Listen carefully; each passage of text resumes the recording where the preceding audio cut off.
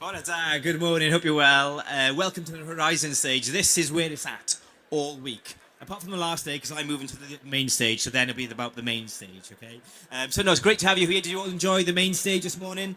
Hopefully you did enjoy the talks there. If you just arriving, then welcome to Wales Tech Week. It's going to be a fantastic week where you guys get to network, and we really encourage you to do that. You're here, make the most of it. So network, get also on social media, please. It's really important that we spread the word about the success that we have here in Wales. So hashtag Wales Tech Week is what we want. Also, Jennifer mentioned the app on the main stage. Please get on the app. Some of you probably have downloaded it already. If you haven't, get on it ASAP. The schedule for the whole 3 days is there to help you kind of guide your way through it. The schedule for what you want to do, you can kind of book things there and make sure you're where you want to be at the right time. It's a fantastic 3 days ahead of you. Hopefully you'll enjoy it. And we've got some great panels here for you as well. We're here till 4:15 today, and every single day till 4:15, in fact, here on the Horizon stage. The first one we're going to concentrate on today is the Cradle to the Grave. And our focus this week will be on the business benefits of technology and how it can improve the way we all live, work, and play. So it's going to be a fantastic first session. The panel are sat, they're ready to go. They've been here since 8 o'clock, some of them, raring to go, avoiding all the traffic. So let's get straight to it. You don't want to hear me speak. It's all about the panels this week. So please welcome the panel and the chair, Nicola Rylett-Jones. Hello, everyone. Hopefully you can hear me okay. Brilliant. Good morning. Thank you ever so much for joining us. It's a pleasure to have you all here. I'm delighted to welcome you to our session from Cradle to Grave. And this, as we've just heard, is about celebrating the impact technology has on every stage of life. So from helping the tiniest babies survive to connecting learning within schools, and also then helping us stay connected and independent later in life, we're looking at how Welsh innovation is supporting and reshaping services to enhance dignity, connection and autonomy for people across every generation.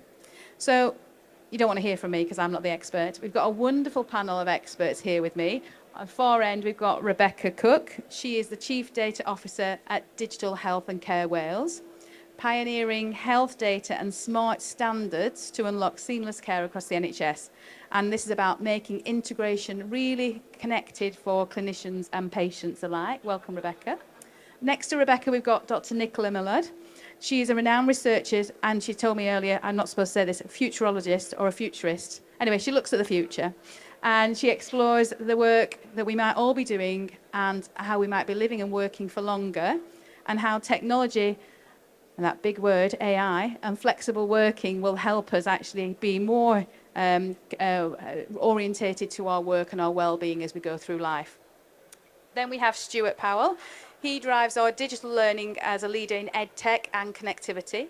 His work ensures that young people in Wales don't just have a device, but they have true equitable opportunities to learn and connect and succeed. And then we have Afroditi Konidari, who looks at care, education and personalised support across the learning generations, focusing on how technology can enable people to thrive whoever and wherever they are. So hopefully you join me and welcome our panellists. They will offer a spectrum of insights to ensure that we're going to have some real actionable impacts for you at the end of our session today. So I'm going to start, call me traditionalist, but I like to start at the beginning. So we're going to start at the very beginning with birth, pregnancy and critical early years. Rebecca, you've been at the forefront of digital transformation in that area for some time. How can technology and data improve the outcomes right from the start of life with pregnancy and birth? Thank you. So I'm feeling really tech-enabled with my pen and paper here on the panel. Tech is great when it's charged, so I should remember to do that next time.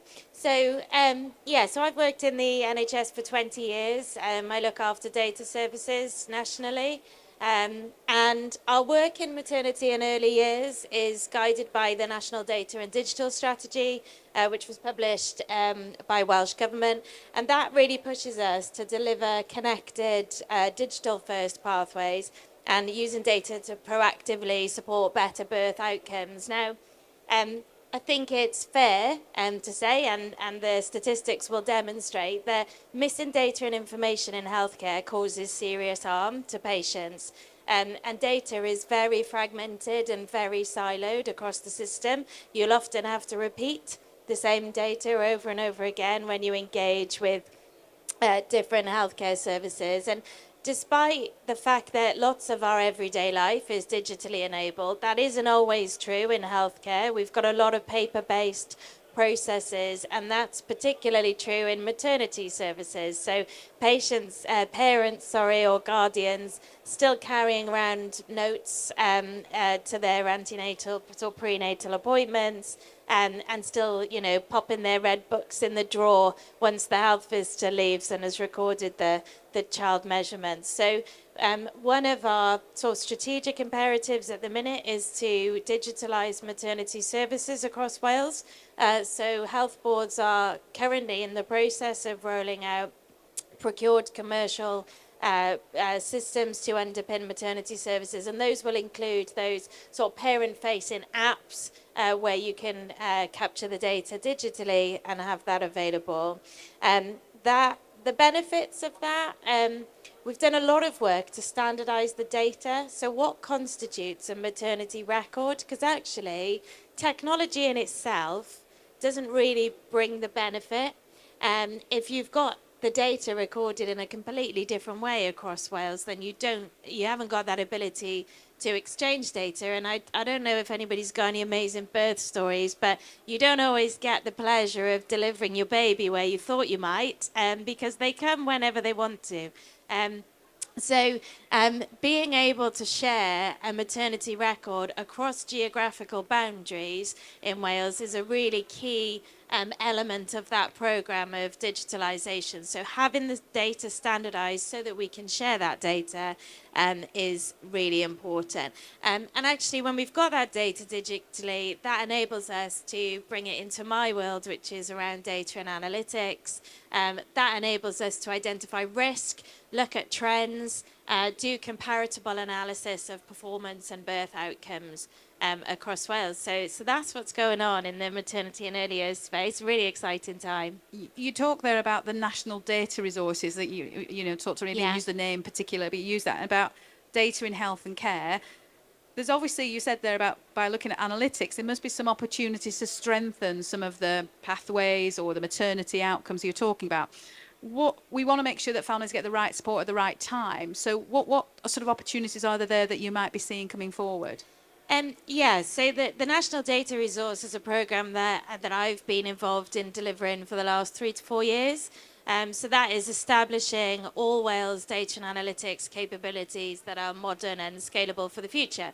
That's a lot of words. What that means is that we want to separate patient data from the applications that collect and read them, right? Technology moves really fast. Applications come and go. We're just rolling out a maternity system in Wales. That contractual agreement with that supplier will end in 5 years, or however long that contract arrangement is for, and then we'll go and buy a new one, or something could happen to that system during that time. So one of our strategic objectives in Wales is to retain and persist the patient data record, because your data needs to stay with you from cradle to grave. Fits nicely with the name of the panel. And the technology and the applications that we use in healthcare, they're going to come and go throughout your lifetime. So the National Data Resource is about storing all of the data that belongs to a citizen in Wales, wherever that was captured, so that we can link together and create that longitudinal record for a patient. So the NDR essentially will enable us to take the data from the maternity systems, store that as part of a patient's wider record, so as they carry on through their life, their maternity data is still there and we can look back at that history. And then the other element of the platform is being able to use advanced analytics technologies. You can't do a tech panel without saying AI. So here's my AI plug. You can't do AI without good data and without the robust, modern, sort of scalable infrastructure that you need to underpin it. So that is also, I think, what the National Data Resource brings. That's also a nationally funded initiative, which we've been working on for about 6 years, and we've got 4 years left. That's a huge sort of 10-year transformation programme. Thanks, Rebecca. I'm sure AI will come up yet again in a few other themes. Okay, so that's the early years. We're going to move on to education now with Stewart.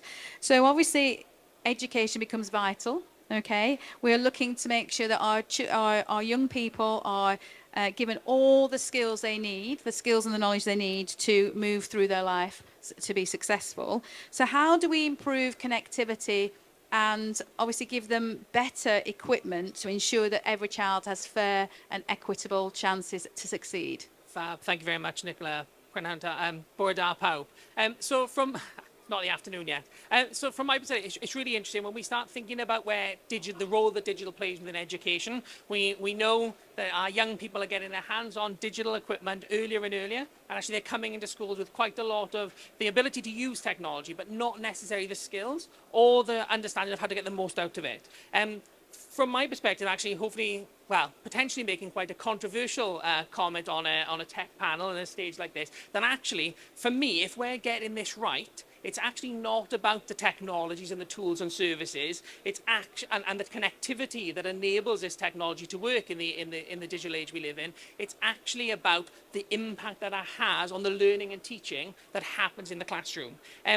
From our perspective, so I work as part of the hub team in Welsh Government, and we work across the sector trying to enable and promote digital learning and provide schools with access to tools, services and equipment that allows them to embed this within their teaching practices and to give the onus and empowerment to our learners, to our practitioners, our teachers and school staff to get the most out of the technologies that's in front of them. Some of the sort of key principle for us is actually the technology itself. It isn't about what technology is there, but it's about having purposeful education technology or EdTech. Having technology that allows those teachers, as I said previously, to empower them to deliver their school curriculum in the best suit for their learners and to get the most out of it. There are massive challenges, and actually, as I said, my controversial comment on we shouldn't really be thinking about the devices. If we think about this from the lens of a practitioner or a learner, actually what they really want is they want to turn it on and they want it to work. They wanted to connect, they wanted to actually work within their setting, and what we're trying to empower is for our schools to be technology agnostic so that they can make the choices that suit them. And to bring that all together is a challenge. We work across Wales to try and support this, but again, it's how you try and take away some of those barriers or challenges that face schools to actually empower them to utilise it to deliver their education. You mentioned Hub there, so I'm a school governor, so I know what Hub is. And if you maybe have children at school age in Wales, you might know what Hub is as well. But for those people that don't, Stuart, you mentioned Hub. Tell us about Hub, but how does it? I suppose tell us, not necessarily about the technology, but how does it help people have that level playing field, and how does it encourage innovation?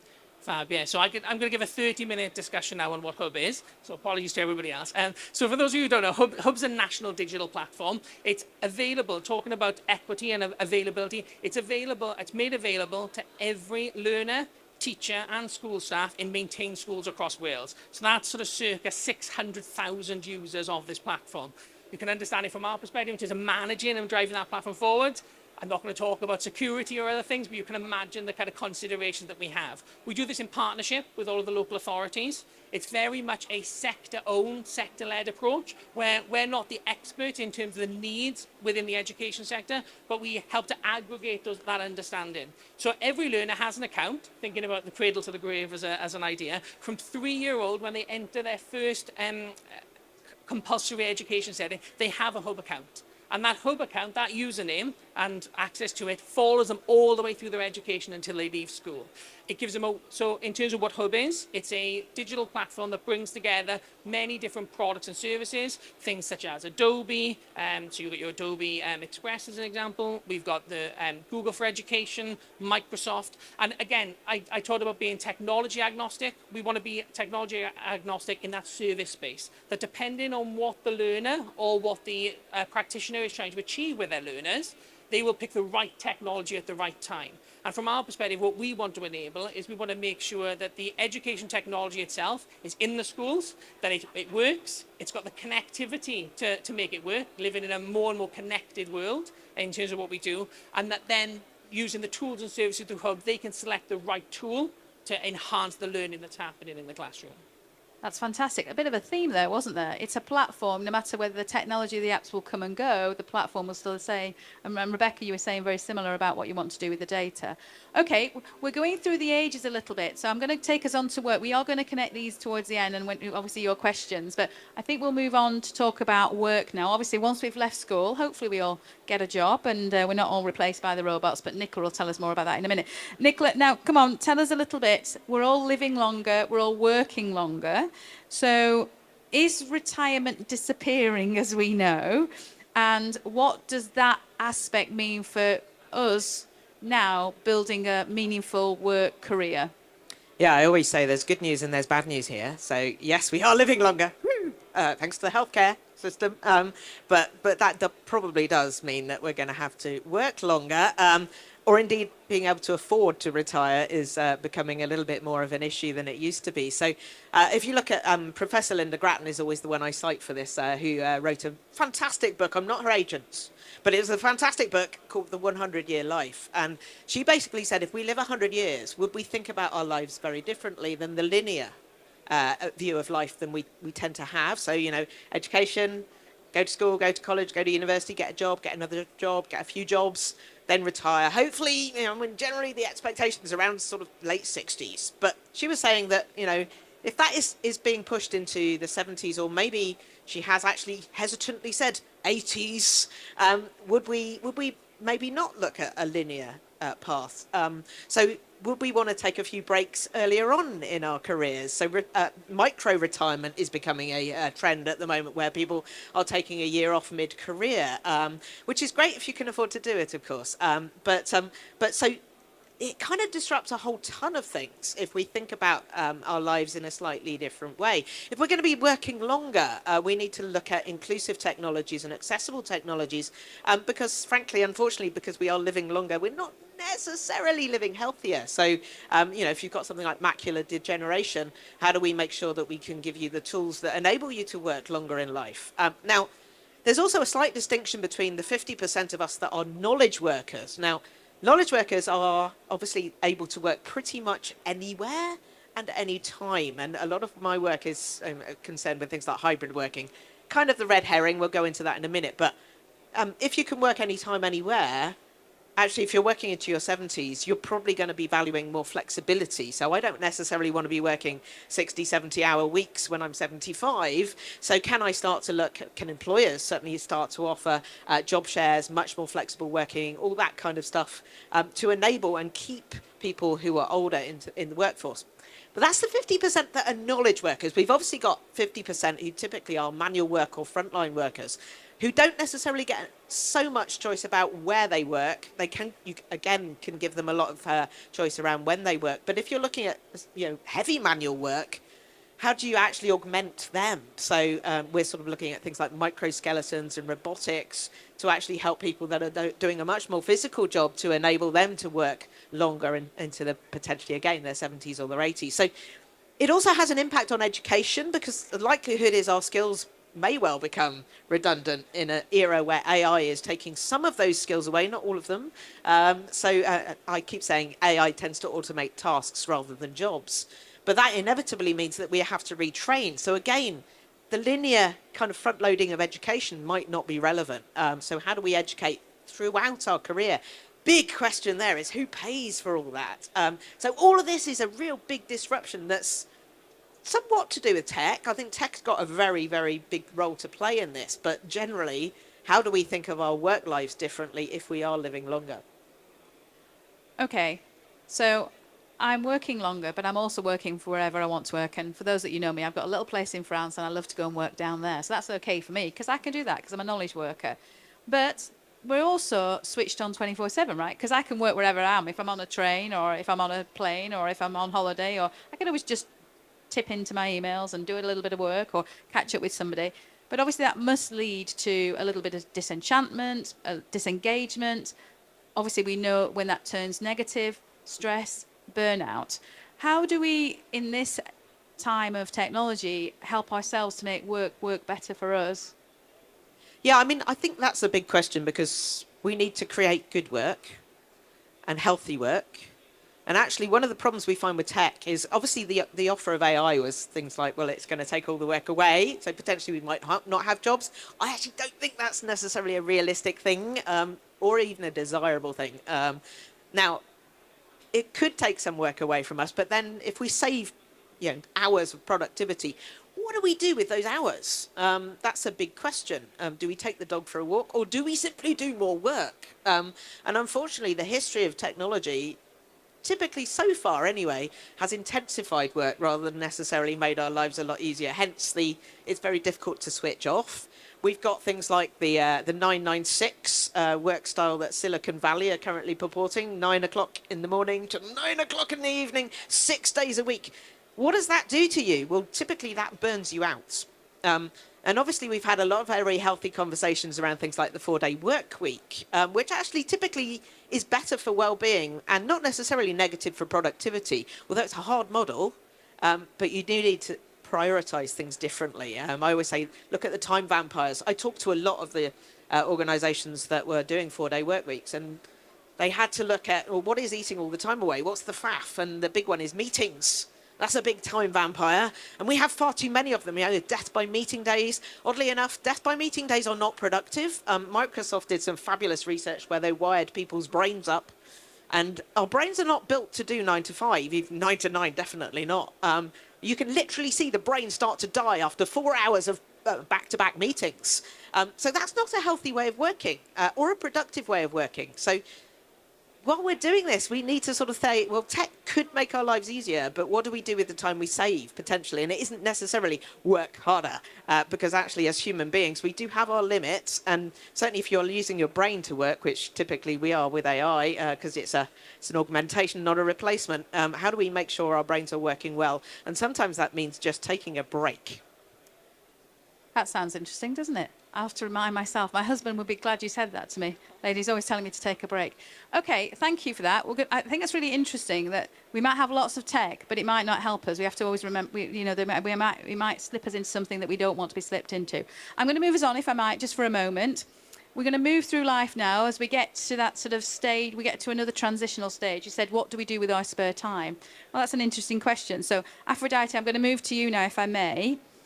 What does it mean to support people smoothly across all transitions? So we talked about school to work, talk about maybe home to hospital, from being independent to maybe needing some support.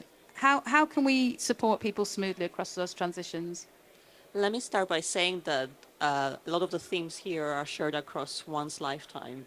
And specifically people, when they think of aging, they think of a linear journey that I'm going to lose my independence slowly, and then I'm going to be able to transition from my home maybe to a supported living environment and then to a care home. And that rarely happens in that manner.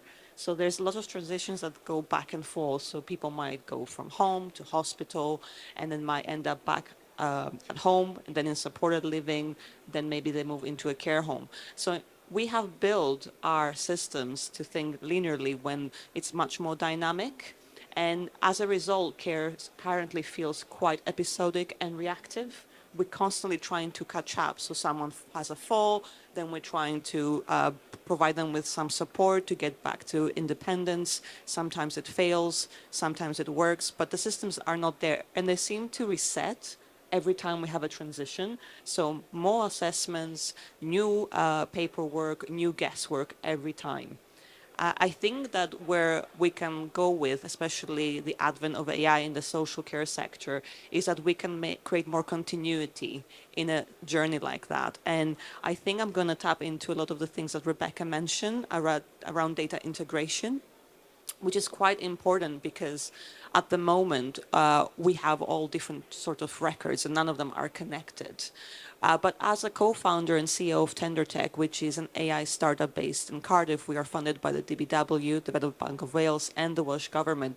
We look further than that, and we are developing actually an AI-powered thermal sensor that turns any room and any setting into a digital care space that cares for the person that is in it. And we are trying to get away from people manually entering information into systems. That takes a lot of time and takes away time from caring for people, which is what we as humans are very good at and cannot be replaced at, and being able to create a system with Hestia, which is our system assertion system, that does that automatically. It just scans every room, it understands the person, and it's feeding into a monitoring of risk in real time, and is able to understand when little things start to change, so that we can act early and avoid crisis. Because unfortunately, our systems right now are built just to react to the crisis and not to prevent it. So I think there's a lot of work to be done in the sector, and we're already seeing a lot of digital care planning happening, so moving from paper to digital. But I think we can think that very soon, especially with solutions like Hestia, we can go into a world where AI can be an assistant to a circle of care that is looking at a person holistically and is able to follow them through their journey. So more of technology that follows the person rather than being sat in a specific setting or building and not being able to be portable and plug and play. That's really interesting. How do you do that sensitively, though, when, as you said, it could be a time when families are overwhelmed, they're going through a stressful period, maybe with a family member not being very well or having had a fall, whatever it might be. So how do you make that support personalised enough but supportive enough not to overwhelm them even more at that difficult time? Right. So first of all, our goal is to stop having people react. So being able to provide them with AI systems, and we personally at Tendertec, we use thermal sensing. So thermal sensing brings the best of both worlds. So it can be privacy preserving, but at the same time, it can give a high level contextual information around someone's behavior. So we are trying to get the family to understand the little changes that happen along the journey that would allow them to bring an OT or a physio earlier in the conversation, so we can actually tailor the care plan ahead of the crisis and being able to provide that person with more independence and what we talked about earlier, healthy aging and healthy living. But when we have, I think, the crisis, the main problem that we see in the systems right now is that all sorts of different parts of the care chain have little pieces of information stored somewhere, but no one is talking to each other. So the actual end user, the service user, the citizen is not getting the benefit of all the technology that we are developing. I'm going to ask you to pass that microphone to Rebecca, because I think that's a brilliant question for Rebecca. Rebecca, bearing in mind you are the queen of data behind the scenes with the National Data Care Services, if you could redesign the care technology behind the scenes that would do what Afroditi was just talking about there, and you could build something from childhood to old age that would help us all, what would you build, or what would the role that technology would play be in that? I think I'd go as far to say as we are building that. So I think that's what the new national data resource gives us in Wales. It gives us a single source of truth for a citizen that follows their whole lifetime. It's like set it up earlier, isn't it? Yeah, and it just makes clinicians and caregivers can only make decisions based on the information that's in front of them. And if it's not there, you're not getting the care that you should have, and there's gaps in that. So yeah, we really believe in my health record is my data. So all of the data that's captured about me in wherever I had an interaction with the healthcare system, and also on my devices or my Fitbits or my smartwatch or all of the other things that I'm capturing data about my health, and there's wider determinants of health, of course. But so I think creating that patient citizen-centric record, which doesn't care about geography, technology, organizational boundaries, is the thing that unlocks some of the capabilities that Afroditi has described there. So yeah, it's a really tough journey, and yeah, we should have maybe got there before now, and it's really challenging, right? Because we've got a lot of legacy. We've got a lot of technical debt, right? And you look at the healthcare system, we're probably way behind any other industry in terms of digital capability. And some of that is because we're really risk averse in health, because we don't want to hurt anybody, right? So I think those things just take that bit longer. Thank you, Rebecca. Okay, I'm going to wrap up in a few moments, but I've got another question for our audience. But I just wanted to get you guys, for our panel, I wanted to get you guys ready for questions. So I'm going to ask a lightning round, and then I'm going to come to the audience for some questions in a minute. So my lightning round, we'll start with Nicola, and we can go, yeah, we'll start with you, Nicola. Okay, same question to everybody, okay? If you look across the next 5 years, what is the single biggest barrier for you that you see that we need to release to get technology helping us to have more dignity, more connection and more autonomy in Wales? What is it, and what can we all as a community do to overcome it? Crikey, And you've got pressure. 60 seconds. 60 seconds, So, go. I mean, the answer is leadership. I think a lot of this is about leadership, and so there's several things here. One of the challenges is a lot of leaders were promoted because they were good at a job rather than necessarily good to lead. There was some research last year that said 81% of UK managers were accidental managers. They've never been taught how to lead. So they default back, and there was a very controversial piece of research about a week ago that came out that said they default back to the leadership that they know, which is their parents. Which is when we get the parent-child thing, and things like risk adversity as well is kind of inbuilt on that. So I think we really need to focus in on leadership in order to get progress on across the board, to be honest. Okay, go on, Stewart, you can go next. Oh, it's a difficult one. It's broad, but for everything that we do within education, actually one of the biggest fundamental things is about a safe and secure system, and often that comes down to safeguarding. And we're kind of always in a race or a challenge or competition with vendors who are coming out with new technology, sharing data in different ways. I managed to spend the whole panel without talking about AI and the data that generates some of that, and actually how we are always got to make sure that when we're looking at systems in education, that they're safe and secure for the learners. And depending on whether you look at connectivity or you look at tools and services, whether that's data, whether there's new ways the internet are working, technology is moving into a way where it's privacy first, which is absolutely what we want for the general audience. If I'm using my smartphone, I want that privacy first agenda with the internet. But when it comes to schools and learners, how do we protect them and how do we safeguard? So how do you solve it? It's a difficult one, but I think there's an opportunity for everybody to challenge technology and vendors around actually, have you considered what this works like in education? And when you're looking at educating within the education sector, actually, how do you ensure that what you're doing puts the safeguarding of the learner first? Okay, Rebecca, and then Afroditi, thank you. Yeah, so I would agree with the leadership point. The biggest barrier I think I've got in the area that I work in is about the legal frameworks around data sharing. So everybody agrees that we need seamless care and we need data to flow where it should be, and data should be available at the right place at the right time. We don't have the governance and the legal basis to enable that to happen in all cases. That comes back to the leadership, actually, who's owning that problem and who's making that happen. And that's notwithstanding data should be safe and secure and protected and all of that good stuff. But actually, there's a lot of I'm not going to share. And I think that's a behaviours issue.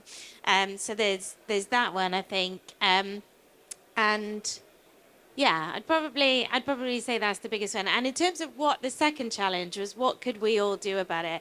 I think there's something about citizens really educating themselves on the uses of their health and care data, because what you see is there is the small but important minority of the population that say, I don't want my data used for analytics or research or secondary uses.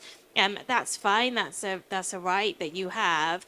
But actually, if you were facing a really life-changing diagnosis, the first thing that you're going to do is you're going to go online and say, who else had this problem that I've got, and what treatment did they have, and what was the most effective, what's going to keep me alive? And if we can't utilize data safely, we can't answer those questions to improve the health of ourselves and the population. So I think we should educate ourselves on safe use of data for the greater good, and back those initiatives and help to make them happen. Thanks, Rebecca. Afroditi?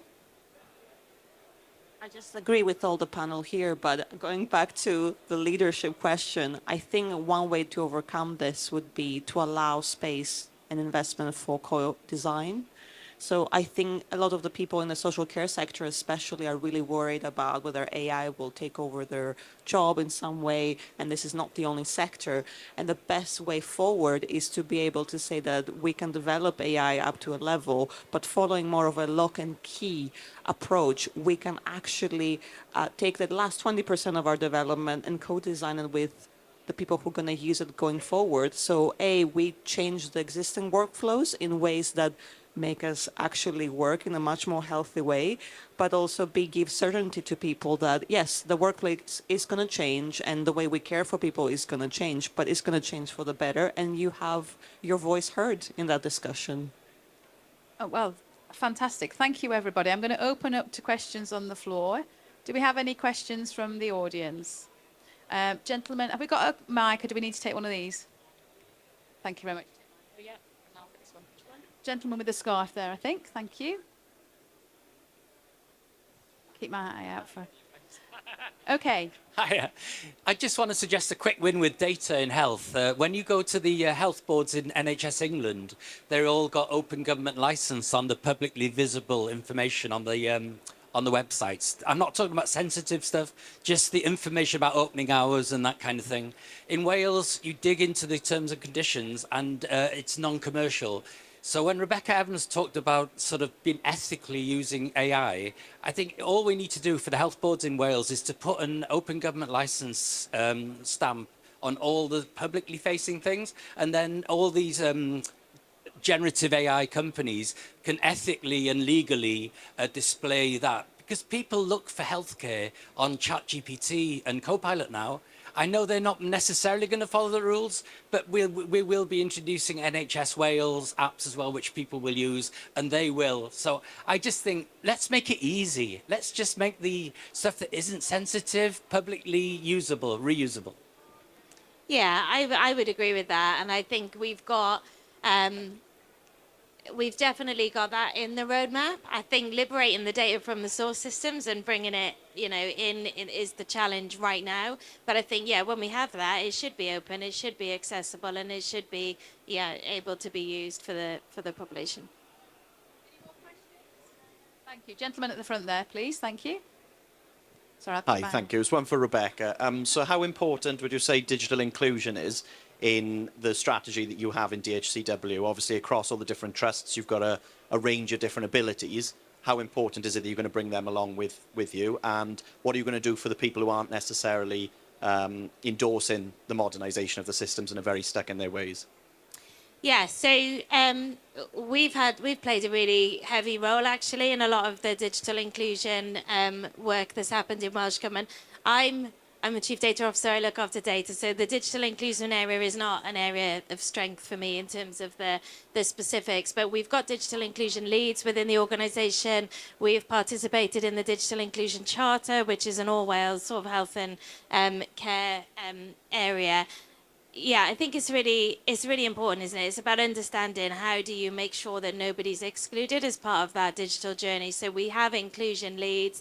We've also invested quite heavily in user-centered design resources when we're developing our software and our digital tools to make sure that we're doing that with users to get their feedback, to make sure that they're accessible.